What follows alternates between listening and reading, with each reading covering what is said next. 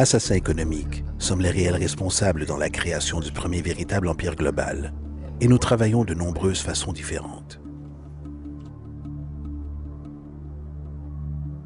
Mais peut-être que la façon la plus commune est que nous identifions un pays détenant des ressources, comme le pétrole.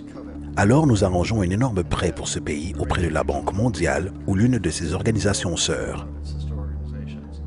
Mais l'argent ne va jamais réellement au pays. À la place, il est utilisé par nos grosses corporations pour construire des projets d'infrastructure dans ce pays. Centrales énergétiques, parcs industriels, ports, des choses qui profitent à quelques personnes riches de ce pays en plus de nos grosses corporations. Mais certainement pas à la majorité des gens du tout. Dans tous les cas, les gens, dans l'ensemble du pays, conservent une dette énorme. C'est tellement une grosse dette qu'ils ne peuvent payer. Et cela fait partie du plan. Donc, à un moment, nous, assassins économiques, revenons près d'eux et disons « Écoutez, vous nous devez énormément d'argent. Vous ne pouvez pas payer votre dette. Alors vendez-nous votre pétrole à bon marché pour nos compagnies pétrolières. Permettez-nous de construire une base militaire dans votre pays ou envoyer des troupes pour supporter les nôtres à un endroit du monde comme l'Irak ou votez avec nous dans le prochain vote aux Nations Unies pour que leurs compagnies d'électricité deviennent privatisées ou leur eau et systèmes de canalisation soient privatisés et vendus aux sociétés états-uniennes ou autres sociétés multinationales. Donc, il y a une multitude de choses et manières typiques dont le FMI et la Banque mondiale travaillent. Ils mettent un pays en dette et cette dette est si grosse qu'elle ne peut être remboursée. Après quoi, elle offre de financer à nouveau cette dette et se faire payer plus d'intérêts. Et vous demandez ce quiproquo que vous appelez conditionnalité, terme du FMI désignant certaines exigences ou bonne administration, ce qui signifie qu'ils doivent vendre leurs ressources, incluant plusieurs de leurs services sociaux, leur société de maintenance, leur système scolaire, parfois leur système pénal, leur système d'assurance à des sociétés étrangères. Donc c'est un double, triple, quadruple renvers dévastateur. Le besoin d'un tueur à gages économique est né au début des années 50, alors que Mossadegh venait d'être élu démocratiquement en Iran. Il était considéré comme l'espoir pour la démocratie dans le Moyen-Orient et considéré comme l'homme de l'année selon le Time Magazine. Une chose qu'il a apportée et fini par appliquer était que les compagnies pétrolières étrangères devaient payer le peuple iranien bien plus pour leur pétrole qu'elles ne le faisaient et que les Iraniens devaient profiter de leur propre pétrole. Politique étrange. Nous n'avons pas aimé cela, bien sûr. Mais nous étions anxieux de faire ce que nous faisons normalement, qui est d'envoyer les militaires. À la place, nous avons envoyé un agent de la CIA, Kermit Roosevelt, un parent de Teddy Roosevelt. Et Kermit y alla avec quelques millions de dollars. Et cela fut très, très efficace. Et dans un court laps de temps, il réussit à faire renverser Mossadegh et fit entrer le Shah d'Iran pour le remplacer, ce qui a toujours été favorable au pétrole. Et c'était véritablement efficace. Bombs overflow Tehran. Army officers shout that Mossadegh has surrendered and his regime as virtual dictator of Iran is ended. Pictures of the Shah are paraded through the streets as sentiment reverses. The Shah is welcomed home. De retour aux États-Unis, à Washington, les gens ont observé et dit « Wow, c'était facile et bon marché ». Donc, ceci a établi une nouvelle manière de manipuler des pays et de créer un empire.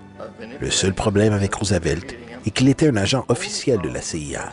Et s'il s'était fait prendre, les conséquences auraient été dramatiques. Donc, très rapidement, à ce moment-là, décision fut prise d'utiliser des consultants privés pour passer l'argent depuis la Banque mondiale ou le FMI ou l'une des autres agences équivalentes ou de faire appel à des gens comme moi qui travaillons pour des sociétés privées afin que si nous étions pris, il n'y ait pas de conséquences gouvernementales.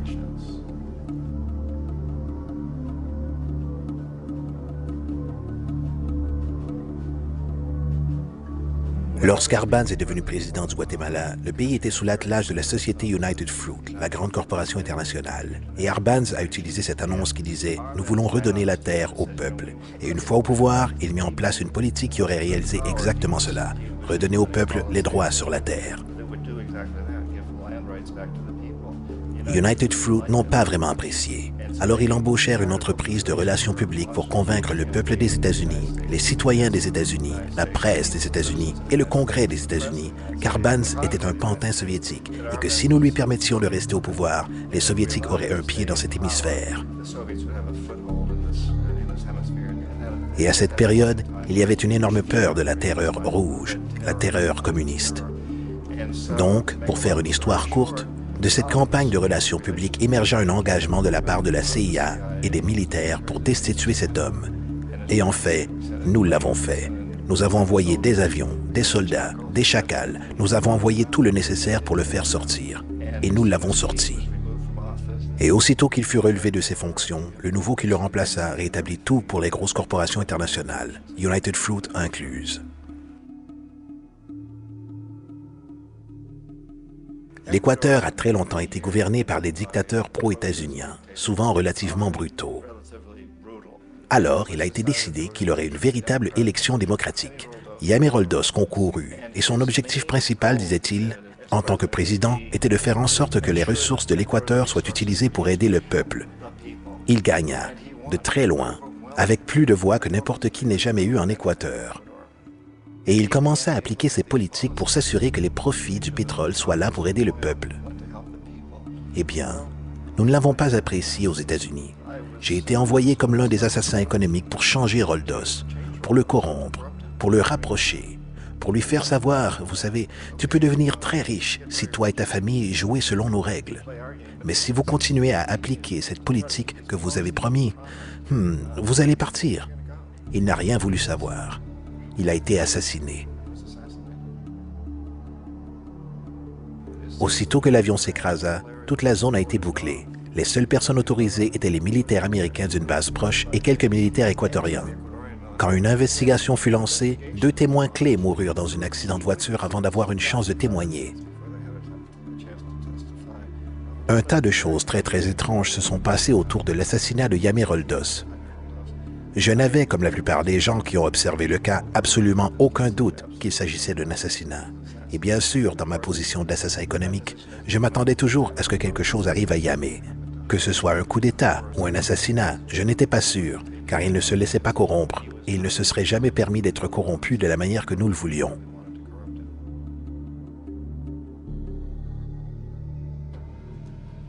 Omar Torrijos, le président du Panama, était l'une de mes personnes favorites. Je l'appréciais énormément.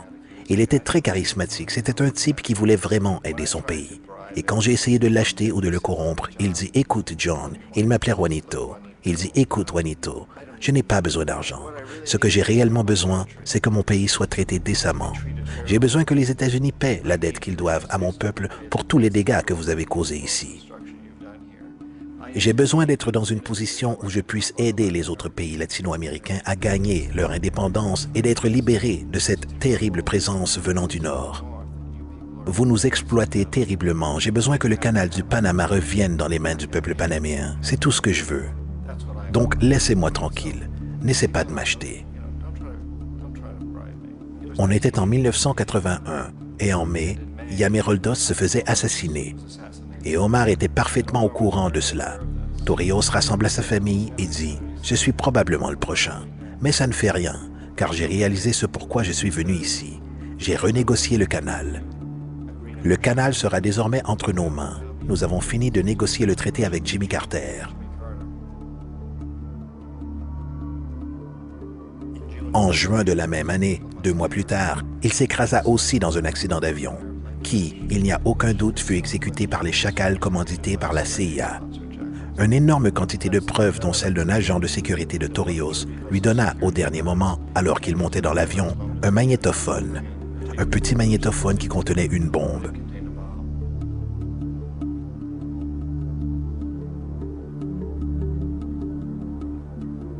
C'est intéressant pour moi à quel point ce système a continué presque de la même manière pendant des années et des années, hormis que les assassins économiques soient devenus de plus en plus au point. Puis, nous avons fait face à très récemment ce qui s'est passé au Venezuela. En 1998, Hugo Chavez se fait élire président, succédant à une longue lignée de présidents qui ont été très corrompus et qui ont littéralement détruit l'économie du pays. Et Chavez fut élu au milieu de tout cela.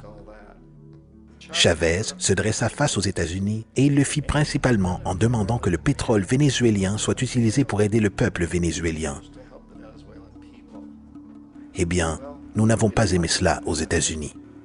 Alors, en 2002, un coup d'État fut arrangé. Il n'y a pas de doute pour moi ni pour la plupart des gens que la CIA était derrière ce coup.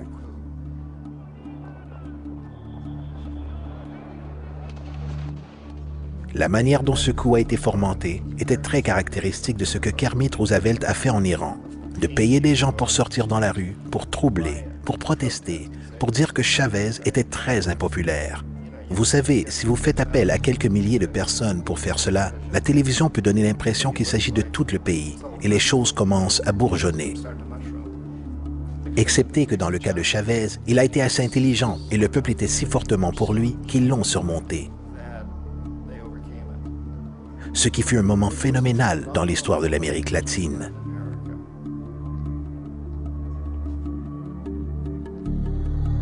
L'Irak, effectivement, est l'exemple parfait de la façon dont le système entier fonctionne.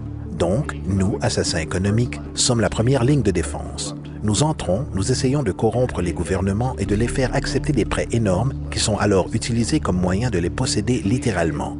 Si nous échouons, comme j'ai échoué au Panama avec Omar Torrijos et en Équateur avec Yamé Roldos, des gens qui ont refusé d'être corrompus, alors la seconde ligne de défense est d'envoyer les chacals. Et soit les chacals renversent le gouvernement, soit ils l'assassinent. Et une fois que c'est arrivé et qu'un nouveau gouvernement est mis en place, il sera au garde à vous, car le nouveau président sait ce qu'il arrivera s'il s'en écarte.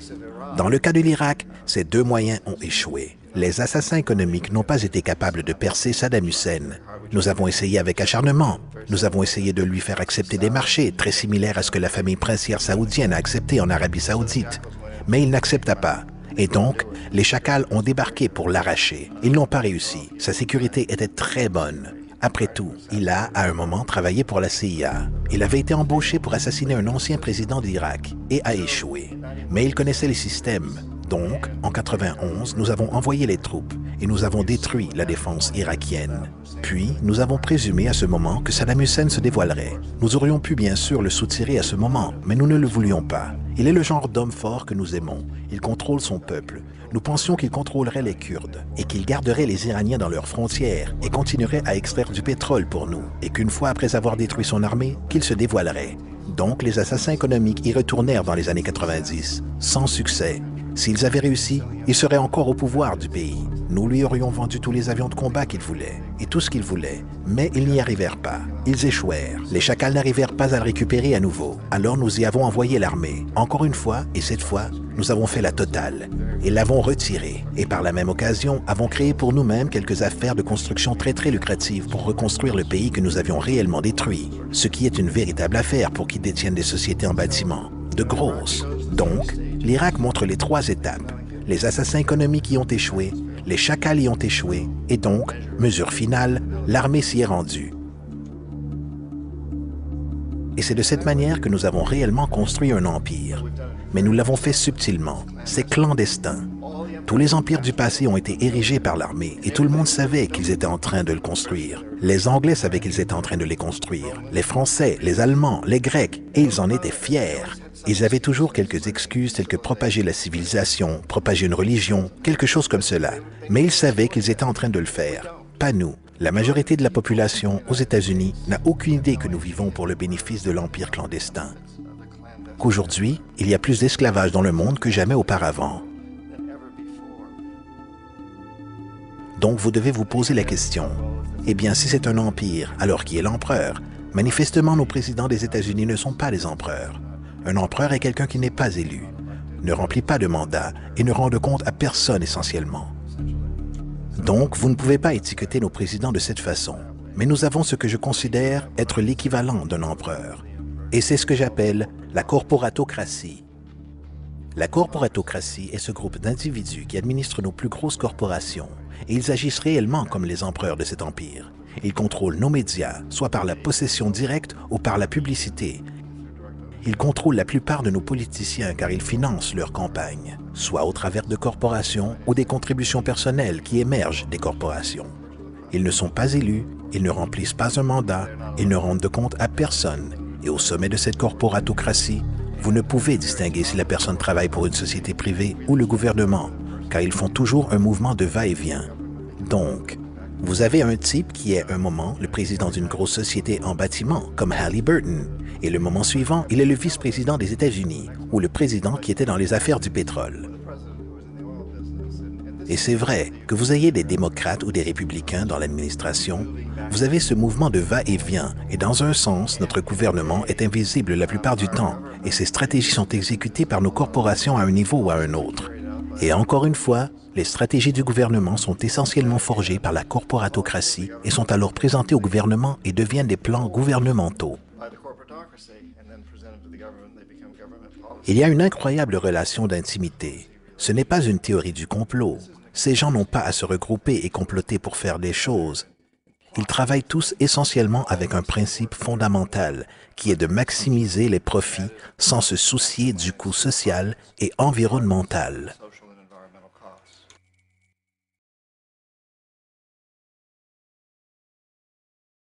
Cette opération de manipulation par la corporatocratie au travers des dettes, corruption et renversement politique est appelée mondialisation.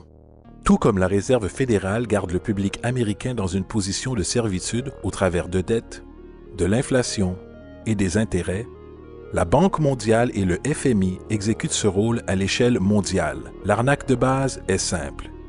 Mettez un pays en dette, vous divisez le peuple en querelle ou en corrompant le chef de ce pays, qui impose des conditionnalités ou une politique d'ajustement structurel, souvent constituée de ceci. La dévaluation monétaire. Lorsque la valeur d'une monnaie chute, il en est de même pour tout ce qui est évalué par elle, ce qui rend les ressources locales disponibles pour les pays prédateurs à une fraction de leur valeur. De larges coupes dans les programmes sociaux, incluant en général l'éducation et la santé, compromettant le bien-être et l'intégrité d'une société, laissant le public vulnérable à l'exploitation. Privatisation des entreprises publiques signifie que les systèmes socialement importants peuvent être achetés et contrôlés par des corporations étrangères pour le profit.